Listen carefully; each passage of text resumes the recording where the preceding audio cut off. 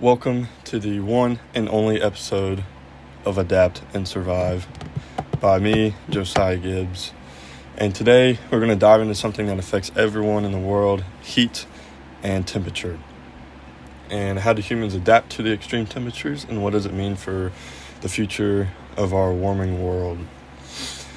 Human variation is very fascinating because it can show how our bodies evolve to survive in different environments all around the world. And when temperatures soar, our bodies just jump right into action. And our most immediate response is sweating. Sweat is nature's built-in cooling system, like AC for buildings. When it evaporates off our skin, it gets carried away, the heat gets carried away, and it keeps our core temperature in check inside our bodies. And people living in consistently hot climates actually sweat more efficiently than those in cooler regions. Their sweat contains less salt, which means that they retain more vital minerals while staying cool. And their adaptation has developed over many, many generations, helping populations in these warmer climates survive and thrive off of extreme heat. Another key adaptation is blood flow. In the heat, our blood vessels dilate, and it allows more blood to reach the skin's surface where heat can be released.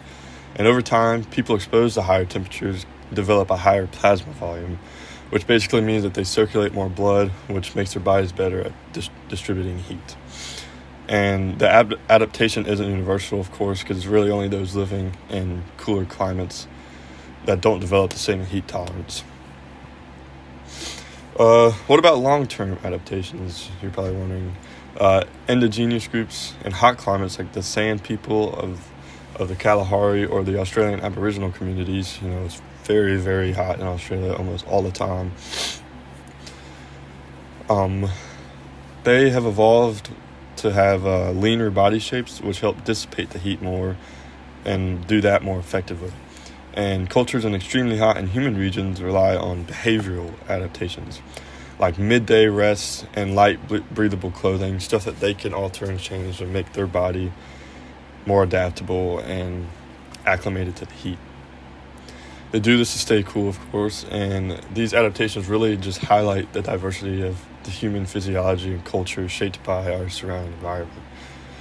And there's a common misconception, and it's that all humans adapt to heat in the same way, but in reality, the adaptation really depends on your ancestry, lifestyle, and your prolonged exposure and how much you're used to it. And as global temperatures are rising, what does that mean for us? Scientists predict that our bodies may need further adaptations, we need to further adapt for the upcoming kind of just warmer temperatures. Perhaps through increased sweat efficiency, just lifestyle changes, or even technological solutions like cooling fabrics and enhanced hydration strategies. Some of these are probably in the works right now with different people all over the world because, of course, everybody's working every day to adapt and accommodate needs for the future. But everyone is going to be impacted and will be impacted. But the people already in hot regions will probably feel the effects worse as the already hot gets even hotter. And yeah, that's it today for my little short episode of Adapt and Survive on heat and body temperature. Thank you for listening.